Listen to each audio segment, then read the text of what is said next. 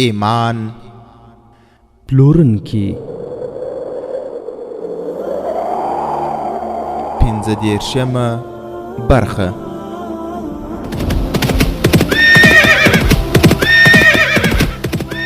د سلطان صلاح الدین ایوبی رحمه الله د دوران رښتینی کیسې.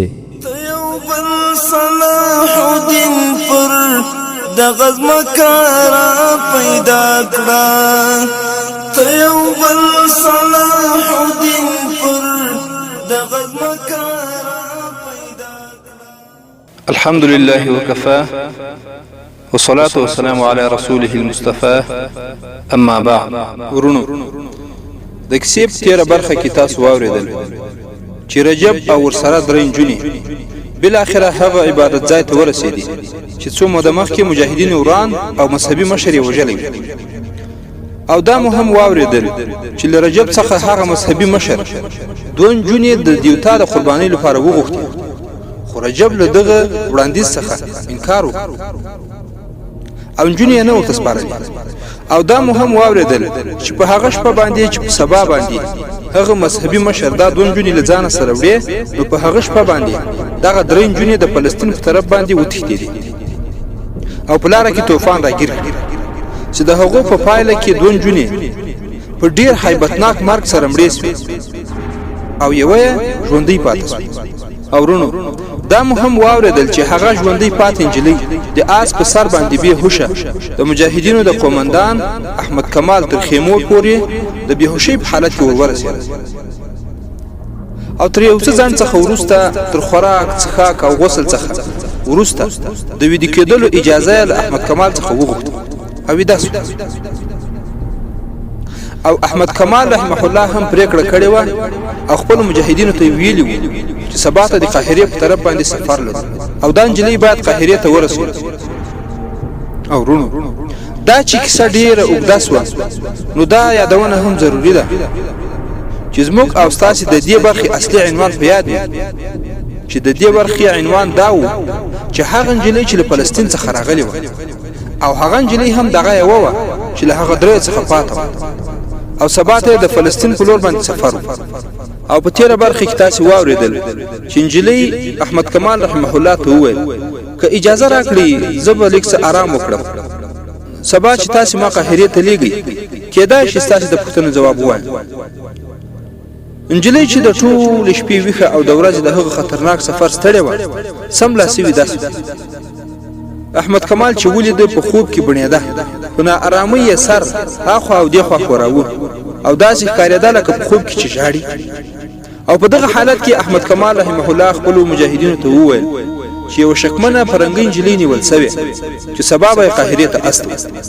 د احمد کمال ملګري د هغه په اعمالو پوره خبر وو، هیڅ چا پرې دا ګمان نه شو کولی چې ګوندې په بد نیت به یې نجلۍ په خپله خیمه کې ساتلې وي. هغوی چې د نجلۍ آس ولیده حیران شول چې آس یې له ډېر غوره نسله و او چې کله یې زین وکوت د هغوی شکونه رفع سو. تر زین لاندې د مصر د فوز نښان.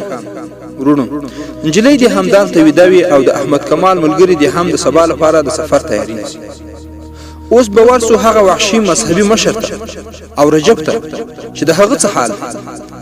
حبشانو د طوفان له امله د هغو نجونو تعقیب پرې ایښی و، بېرته یې ځانونه روغ رمټ رسولي وو. دیني مشر پرېکړه کړې وه چې نجونې به په طوفان کې مړې سوي وي، نو ځکه ورپسې د چا لېږل بېکاره دي. وخت هم زیات تېر سوی و خو په رجب باندې آفت را نازلېدونکی و. له هغه نه حبشي هر ځل همدا پوښتنه کوله چې نجونې چیرې دي او هغه سوګندونه یادول چې زه ترې هېڅ خبر نه یم. حبشیانو هغه ته تکلیفونه رسول پیل کړل. د تورې په څوکه به یې د هغه بدن ټپي کاوه او پوښتنه به یې تکراروله. د رجب ملګري یې هم له ونو سره تړلي وو، له هغو سره هم همدا رویه کېده.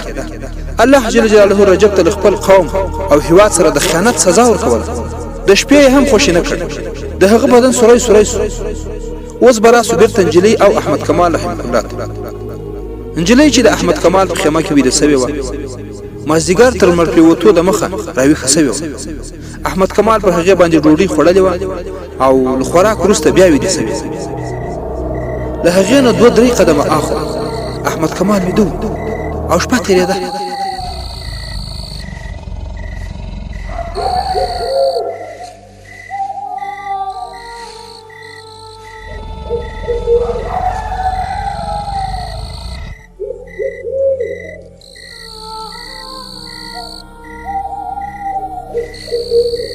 او ډیوه هم بله وه.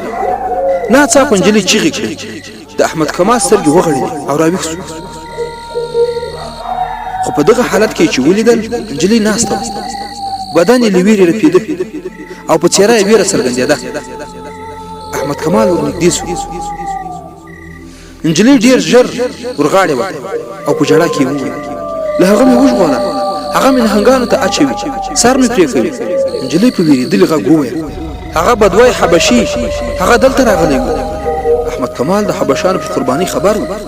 هغه ته ګمان پیدا شو چې کېدای شي دا نجلۍ د قربانۍ لپاره وړل کېده. هغه له نجلۍ نه پوښتنه وکړه. نجلۍ د احمد کمال له غاړې لاسونه تاو کړل او ویې ویل پوښتنه مه کوه، خوب مې لیده. احمد کمال لیده چې نجلۍ خورا وېرېدلې وه. هغې ته یې ډاډ ورکاوه چې مه وېرېږه، ستا پسې دلته هېڅوک هم راتلی نه شي. نجلۍ وویل زه بېدېدی نه شم، ته زما سره خبرې کولی نه شې، ځکه چې زه خو ځان ته ویښه هم پاتې کېدی نه شم، زه به په همدې حال کې لیونی شم. احمد کمال رحمه الله ورته وویل زه به در سره ویښ یم. په دغه حالت کې چې شپه وه او ډیوه هم بله وه او نجلۍ ډېره وېرېدلې وه. هغه د نجلۍ په سر باندې لاس کش کړ او ویې ویل تر څو چې زما سره یې د هېڅ ډول ویرې اړتیا نشته. هغه خپله خبره عملي کړه. له نجلۍ سره یې د حبشانو په باب باندې نه خبرې وکړې او نه یې ترې پوښتنې وکړې، خو بالمقابل هغې ته یې د ترکیې او مصر کیسې کولې. نجلۍ د هغه څنګ ته ناسته او غوږ یې ورته نیولی. د احمد کمال خبرې ډېرې زړه وړونکې وې او د نجلۍ هم ډېر ساعت ورته تېر شو، خو بالاخره هغه د نجلۍ ویره لرې کړه او نجلۍ هم بېرته ویده شوه. کله چې د نجلۍ سترګې وغړېدې سهار سوی و، خو هغې ولیدل چې احمد کمال لمونځ ادا کاوه او دې په ځیر ځیر هغه ته کتل. احمد کمال د دعا لپاره لاسونه پورته او سترګې پټې کړې او له خدای سره په راز او نیاز و. نجلۍ یې په څېره باندې سترګې خښې کړې او ناسته. احمد کمال چې تر لمانځه فارغ شو، نجلۍ پوښتنه وکړه تا له خدایه څه غوښتل؟ احمد کمال رحمه الله ځواب ورکړ ما له خپل رب څخه له بدۍ سره د مقابلې همت.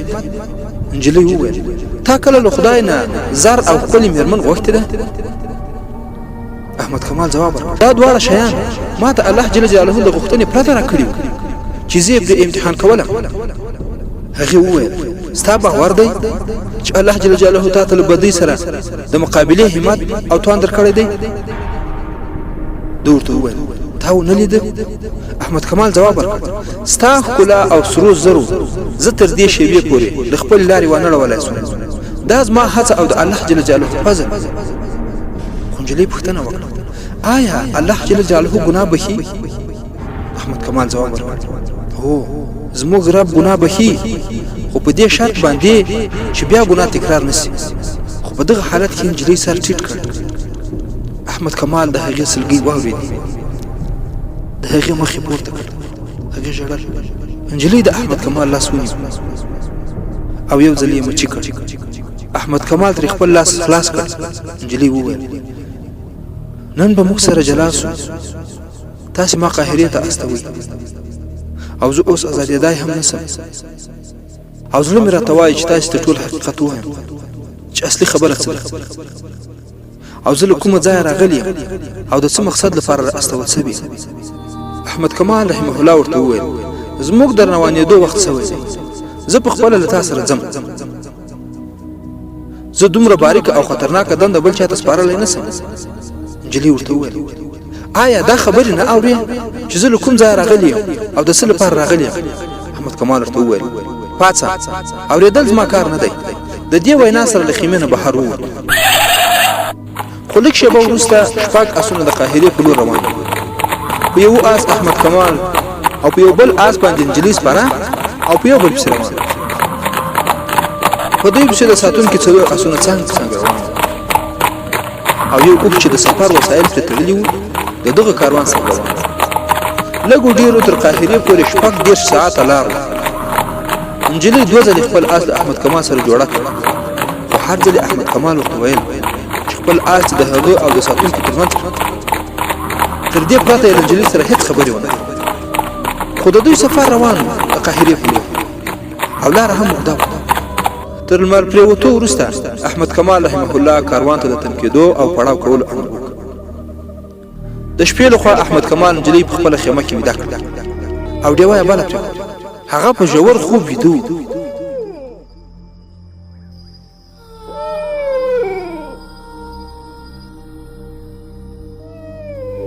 خو له یو څه شېبې وروسته د هغه سترګې وغړېدې او چا یې په تندي باندې لاس کش کړ. خو چې کله راپورته سو هغه نجلۍ تر خپل څنګ ناسته ولیده. احمد کمال ژر کېناست. احمد کمال چې ولیدل نجلۍ ژړل او اوښکې یې بهېدې. هغې د احمد کمال لاس په دواړو لاسونو ونیو او مچې یې کړ او د ماشومانو په څېر یې په چیغو چیغو وژړل. احمد کمال ورته کاته چې نجلۍ خپلې اوښکې وچې کړې. ویې ویل زه ستا دښمنه یم. ستاسې هېواد ته د جاسوسۍ او ستاسې د غټو غټو حاکمانو په خپل منځ کې د جنګولو او د صلاح الدین ایوبي د وژنې پسې راغلی. خو اوس زما له زړه نه دښمني وتلې ده. احمد کمال وویل ولې؟ ته ډېره بې زړه نجلۍ یې. د خپل قوم سره خیانت کوې. که په دار هم وځړول سې ووایه چې زه د صلیب لپاره قرباني وکړم. هغې وویل لامل یې واوره. ته لومړی سړی یې چې زما حسن او ځواني ته دې د کرکې په نظر کتلي. او که نه پردي خو لا څه چې خپل مې هم د لوبو وسیله ګڼي. ما هم د خپل ژوندانه اصلي هدف همدا ګڼه چې باید له سړیو سره واوسېږم او له سړیو سره ولوبېږم، دوکه یې کړم او مزې چلچې وکړم. زما روزنه د همدې هدف له مخې سوې وه. تاسې چې څه ته بې حیایي وایي هغه زما لپاره یو فن دی او یوه وسله ده. زه نه پوهېږم چې دین او مذهب څه وي، د خدای احکام څه دي. یوازې صلیب دی چې د هغې په باب راته له کوچنیوالي ویل شوي وو چې دا د خدای ورکړه شوې نښه ده، د عیسویت د عظمت علامه ده، او دا چې په ګرده نړۍ باندې د واکمنۍ حق یوازې او یوازې صلیب لري. دا چې مسلمانان د صلیب دښمنان دي، نو که هغه ژوندي پاتې کېدل غواړي نو د صلیبیانو په قدمونو کې ژوندي پاتې کېدای شي. ما دا یو څو خبرې د دین او مذهب اساسي اصول ګڼل. ما ته د مسلمانانو د جرړو ایستلو روزنه راکړل شوې وه او دې ته یې دیني او مذهبي فریضه ویله. خو د دغو خبرو په جریان کې چې په نیمه شپه کې د لارې په اوږدو کې نجلۍ احمد کمال رحمه الله ته کولې، نجلۍ پوښتنه وکړه آیا ته خپل یو سرلښکر رجب پیژنې؟ احمد کمال وویل هغه د خلیفه له ساتونکو کنډک قومندان، هغه هم د سوډانیانو د حملې په توطیه کې شامل دی. خو نجلۍ پوښتنه وکړه اوس چیرې دی؟ احمد کمال وویل معلومات یې نشته. ما ته همدومره امر سوی چې رجب له پوځ نه باغې سوی، هر چیرې چې ووینئ ونیسئ، او که د تېښتې هڅه وکړي نو په غشو یې ووهئ او ویې وژنئ. په دغه حالت کې نجلۍ وویل زه درته وایم چې هغه چیرې دی. هغه په سوډان کې له حبشانو سره دی، هلته یو ښکلی ځای دی. حبشان هلته نجونې د دیوتا لپاره قرباني کوي او رجب هم هلته دی. زه پوهېږم چې هغه ستاسې له پوځ نه تښتېدلی دی. موږ درې نجونې له هغه سره له فلسطین څخه راغلي. خو احمد کمال رحمه الله ورته وویل نورې دوه نجونې چیرې دي؟ نجلۍ سوړ اسویلی وکړ او ویې ویل هغوی مړې شوې، د هغوی مړینې زه بدله کړې یم. نجلۍ احمد کمال ته یوه اوږده کیسه وکړه چې څنګه د فلسطین نه له رجب سره راغلي او حبشانو څنګه له هغوی نه دوه نجونې د دیوتا لپاره قرباني کول غوښتل. رجب هغوی ونه ژغورلی شو، څنګه له هغه ځایه راوتښتېدې او په لاره کې دوه نجونې څنګه د توپان له امله مړې شوې. هغې وویل ما خپل ځان شهزادګۍ ګاڼه، ما د بادشاهانو په زړونو حکومت کړی، ما هېڅکله دا فکر کړی نه و چې خدای هم شته او مرګ هم شته. زه په ګناهونو کې ډوبه کړی شوی وم او نور هم لا پسې ډوبېدم. په دې ډوبېدو کې یو عجیب خوند و، خو ما ته نهنګان وښودل شول چې د قرباني شوي نجونو تنې ورته اچول کېږي. نهنګان د اوبو په غاړه ویده وو. د هغو بدرنګه او ویرونکي جسمونه چې ما ولیدل ولړزېدل. هغوی زما دا بدن چې پادشاهانو ورته سرونه ټیټ کړي وو د هغو نهنګانو خوراک کول غوښتل، او ما هغه بدشکله تور حبشی هم ولید چې زما سر یې له بدن نه پرې کول غوښتل. د مرګ د پیریانو غوږونه مې واورېدل. زما رګ رګ راویښ شو. ما د خپل وجدان غږ واورېد، د خپل نازمین بدن او ښکلا پای ته وګوره.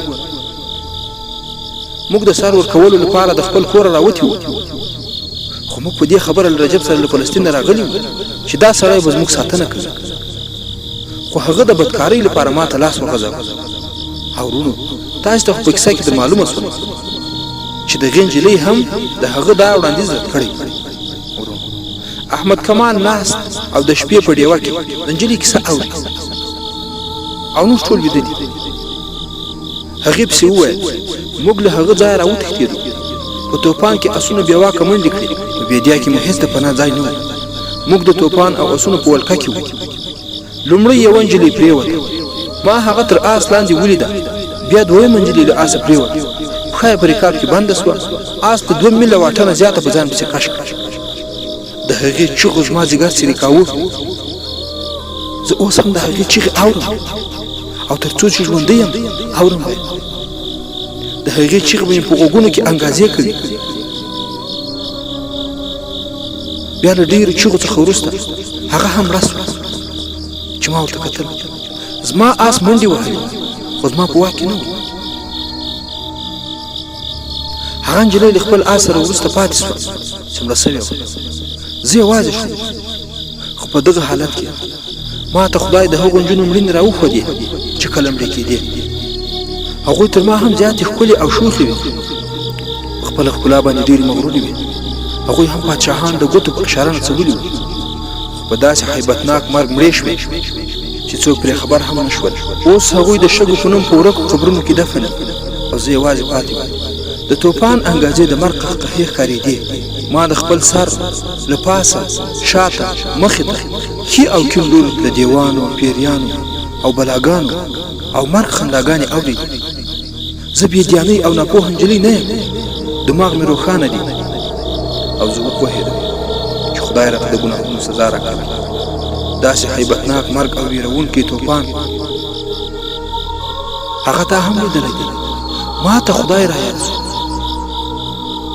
او د دغه وحشت او هیبت په جریان کې ما خدای ته ورغږ کړه په ژړا ژړا مې د ګناهونو توبه وکړه بښنه مې وغوښته او د دې بښنې په جریان کې زه بېهوشه شوم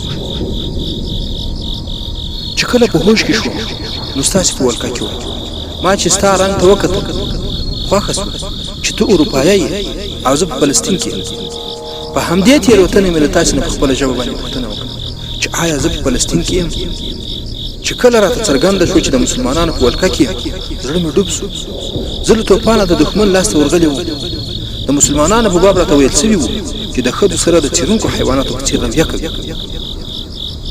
خو تا له ما سره داسې رویه وکړه چې ما یې هیله نه لرله تا زه او سره زر دواړه راکړه او زه دومره وېرېدلی وم چې هر څوک وي خو چې ما ته پناه راکړه او د خپلې سینې پورې مې ونیسي ستا په باب مې تر اوسه باور نه راته چې ته به پاک زړی یې زما سره اندېښنه وه چې د شپې به راسره څه کوې ما په خوب کې هم نهنګان حبشیان او توپان لیده زه له ویرې راپورته شوم خو په هغه حالت کې تا له خپلې سینې سره ونیوم او د کوچنیانو په څېر په کیسو کیسو زما ویره هېره کړه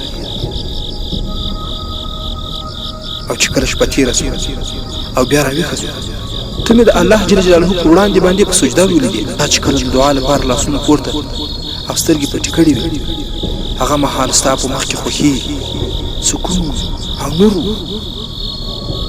ما ګمان وکړ چې انسان نه ته یو فرښته یې کوم انسان له سرو زرو او زما په څېر له نازنینې نجلۍ څخه مخ اړولی نه شي خو تا زما څخه مخ واړوه ما چې ستا په مخ کې کومه خوښي او سکون لیدلی و هغې مې له سترګو اوښکې وبهولې زه درنه دومره اغېزمنه شوم چې ته مې په دوکه کې ساتل ډېره لویه ګناه وګڼل ما درته دا ویل غوښتل چې د خپل ځان په باب درته ټولې خبرې وکړم او په بدل کې یې راته دا ارام او خاطر جمعي راکړې زما له زړګي ویره وباسه چې ما ته خورا تریخ درد را رسوي خو تا زما خبره وانه اورېده پر تا باندې خپله دنده ډېره ګرانه وه هغې د احمد کمال دواړه لاسونه ونیول او ویې ویل ته ښایي دا هم دوکه وګڼې خو زما د زړه خبره واوره زه له تا نه جدا کېدی نه شم ما پرون تا ته د ګناه بلنه درکړې ویلي مې وو چې ما خپله وینځه خو اوس به زه د ټول ژوند لپاره ستا په قدمونو کې ناست یم ما خپله وینځه کړه او په بدل کې ما ته هغه سکون راکړه چې د لمانځه په وخت کې مې ستاسې په مخ کې لیدلی و. ورونو پوهېږئ چې احمد کمال رحمه الله په دغه حالت کې څه خبره ورته وکړه او څه ځواب یې ورکړ؟ هغه وویل زه تا ته بیخي نه وایم چې ته ګوندې ما ته دوکه راکوې، خو زما مجبوري دا ده چې زه خپل پوځ او قوم ته دوکه نسم ورکولی، او ته له ما سره امانت یې، خیانت کولی نه سم. ما چې له تا سره کومه رویه کړې هغه زما مسؤلیت و. دا مسؤلیت به هغه مهال پای ته رسیږي چې زه تا اړوندو چارواکو ته وسپارم. او هغوی راته امر وکړ چې احمد کماله بیرته ولاړ سه، خو هغې ورته دوکه نه ورکوله. او هغې په ژړا ژړا کې وویل ستاسې حاکم چې کله ما ته د مرګ سزا راکوي نو ته مې له لاسه ونیسه. اوس مې همدا یوه هیله ده، زه تا ته دا خبره نه کوم چې ما فلسطین ته ورسوه، زه ستا د مسؤلیت په مخ کې نه خنډ کېږم، خو ما ته یوازې همدومره ووایه چې ستا مینه مې قبوله ده. زه تا ته دا هم نه وایم چې له ما سره واده وکړه، ځکه چې زه یوه ناپاکه نجلۍ یم، زما تربیه کوونکو زما احساسات وژلي دي. زه په دې هم پوهېدم چې بشري احساس وژل کېږي. ایمان کوم یم؟ ښه متوجه سئ. او دا سوال تاسو ته پیدا کېږي چې کوم یم؟ هغه ایمان چې د یو مسلمان سینې ته ننوځي او عمل یې تصدیق وکړي. له احمد کمال رحمه الله سره هم همدغسې ټینګ ایمان او هغه د الله جل جلاله د لارې رښتونی مجاهد، ځکه ورته د ملکو په شان ژوند هم په زارۍ وي، خو مجاهدین د خدای ولیان دي. او د خدای ولیان هغه کسان چې فرضیات او واجبات ادا کوي او د الله جل جلاله د محرماتو څخه ځان ساتي، حلال حلال ګڼي او حرام حرام. ورونو کله چې نجلۍ دا خبره ورته وکړه چې زه په دې پوهېدم چې بشري احساس هم وژل کېږي، خو الله جل جلاله زه په ډېر هیبتناکه طریقه وپوهولم چې انسان ډبره کېدای نه سي، او هغه خامخا یوه ورځ اړ کېږي چې له چا نه وپوښتي چې سمه لار کومه ده. خیر د دغو خبرو په جریان کې شپه په تېرېدو او هغوی دواړو خبرې کوي. احمد کمال ترې پوښتنه وکړه هغوی د ستا په څېر نجونو په رالېږلو زموږ په هېواد کې څه ډول کارونه کول غواړي؟ نجلۍ ورته وویل ډېر کارونه ترې اخلي، ځینې یې د مسلمانانو امیرانو حرم سرایونو ته د مسلمانانو ښځو په لباس کې داخلوي، چیرې چې هغوی له خپلې روزنې سره سم امیران او وزیران د ځانونو تابع کوي. په هغوی باندې د صلیبیانو د خوښې سړی مقرروي. کوم حاکم چې د صلیبیانو مخالف وي د هغو پر خلاف چارې سرته رسوي، خو مسلمان نجونې ځکه نه انتخابوي چې هغه دومره چالاکې نه وي. هغوی پر خپلې ښکلا ویاړي، هغوی خو د حرم سرایونو لپاره وټاکل شي، خو یوه عیسوي یا یهودۍ نجلۍ بېکاره او خپلې وینځې کړي، تر دې پورې چې د اسلامي حکومت د نیمایي شمېر امیرانو، وزیرانو، حاکمانو او ښاروالانو پرېکړې زموږ د قوم په ګټه کې. د نجونو یوه بله ډله هم شته، دا نجونې په اسلامي نومونو د مسلمانانو ښځې کېږي. د هغوی کارونه دا دي چې د لوړې مرتبې کورنیو د نجونو اعمال خراب کوي، د هغوی هلکان له بدیو سره عادت کوي او د شریفو کورنیو د نجونو او هلکانو ترمنځ عاشقي پیدا کوي. او بیا نجلۍ وویل زما په څېر نجونې په پټه ستاسې داسې حاکمانو ته ورځي چې زموږ په لاسونو کې لوبېږي، دغو حاکمانو ته د سرو زرو د سکو معاشونه ورکول کېږي. او دا راز یې هم افشا کړ. ویې ویل هغوی زما په څېر نجونو د ساتنې لپاره داسې لارې چارې غوره کوي چې څوک پرې شک هم کولی نه شي. دا نجونې د لوړ رتبه حاکمانو ترمنځ دښمني او مخالفتونه را پیدا کوي. زه او هغه دوه نجونې له رجب سره د دغسې چارو سرته رسولو لپاره رالېږلي.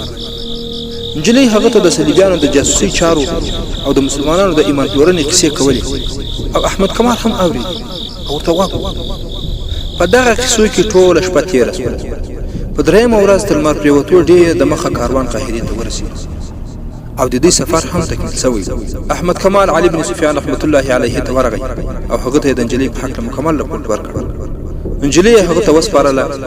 هغه دا هم ورته وویل چې رجب له حبشانو سره او هغه ځای خپل مرکز ټاکلی چیرې چې حبشان نجونې قرباني کوي. که هغه ته امر وشي نو هغه رجب له هغه ځای ژوندی او یا مړ راوستلی شي.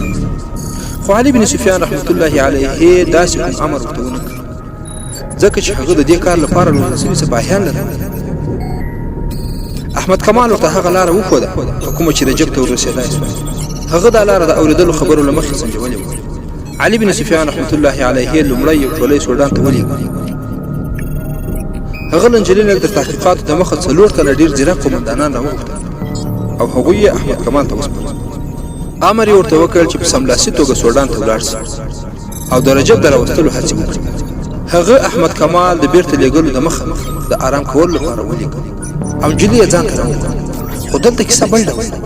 هغه چې د نجلۍ نه لومړی پوښتنه وکړه هغې وویل چې احمد کمال راته مخامخ ناست نه وي نو چې هره پوښتنه کوې ځواب یې نه وایم او که نه خپله خوله به خلاصه هم نه کړم که څه هم جلا ته مې وسپاري.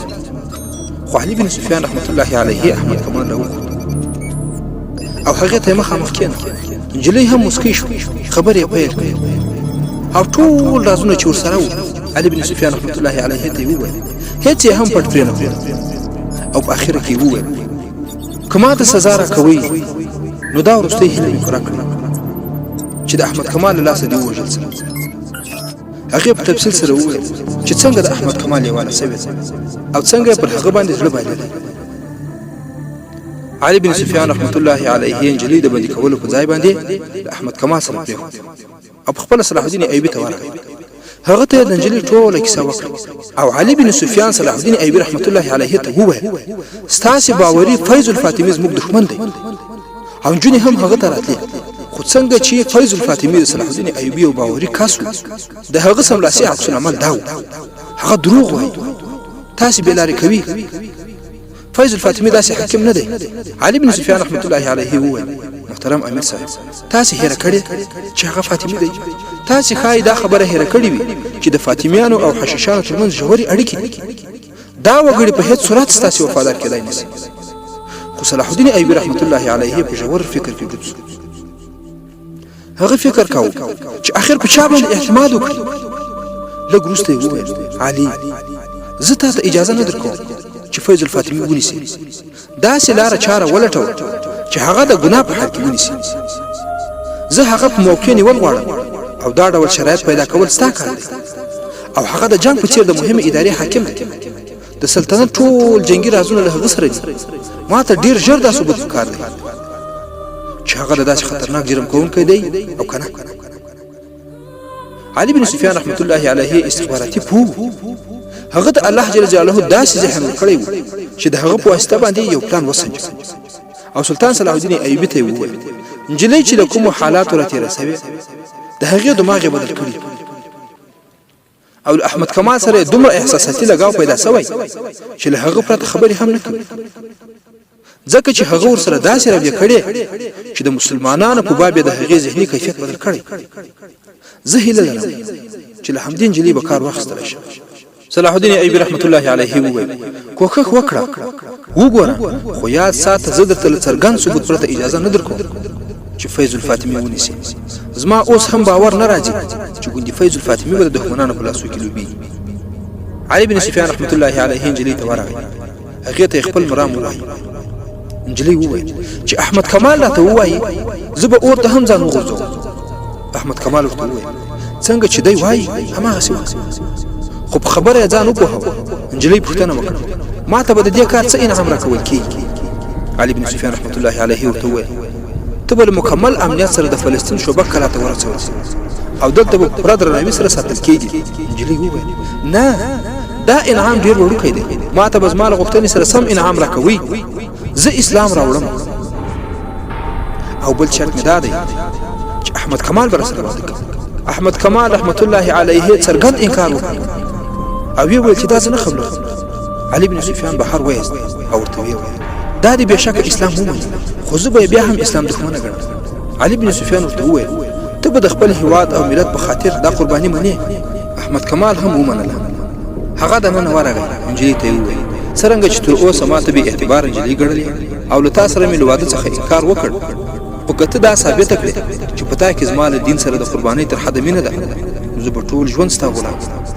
نجلۍ علي بن سفیان رحمت الله علیه ته وویل وایه زه څه کار وکړم؟ زه به هم وګورم چې مسلمانان په خپله وعده څومره کلک دي. زما یو شرط دا هم دی په دغو عملیاتو کې به زما سره احمد کمال هم وي. علي بن سفیان رحمت الله علیه د هغې دا شرط هم ومنه او خپل یو مؤظف سړی یې راوغوښت او د نجلۍ او احمد کمال لپاره یې د استوګنې د بندوبست کولو امر وکړ. هغه څوکیدار یې وایست او دروازه یې بنده او نجلۍ ته د احمد کمال په مخ کې وویل چې هغه باید څوک ورونو علي بن سفیان احمد کمال او نجلۍ د همدلته په دې پلان اخته وي اوس به حال ته رجب ته ورسو چې هغه په کوم حال کې دی په درېیمه ورځ د علي بن سفیان رحمت الله علیه لېږلي سړي هغه ځای ته ورسېد له کوم ځای چې نجونې راتښتېدلې او چیرې چې رجب له حبشانو سره بندو دا ورلېږلي شپږ سړي په اوښانو سپاره خپل لباسونه یې بدل کړي نه وو د مصري پوځ په جامو کې وو او له هغوی سره برچې لیندۍ او غشي او تورې هم وي احمد کمال هغوی ته د نجونو کیسه کړې وه او علي بن سفیان د احمد کمال له وینا سره سم پلان جوړ کړی او هغوی یې پرې پوهولي وو چې تاسې شپږ کسان باید څه وکړي هغوی غرنۍ سیمې ته ورغلل چې شاوخوا غونډۍ یې ترې کلا جوړه کړې وه خو ناڅاپه غشي له کومه ځایه راغله او د هغوی په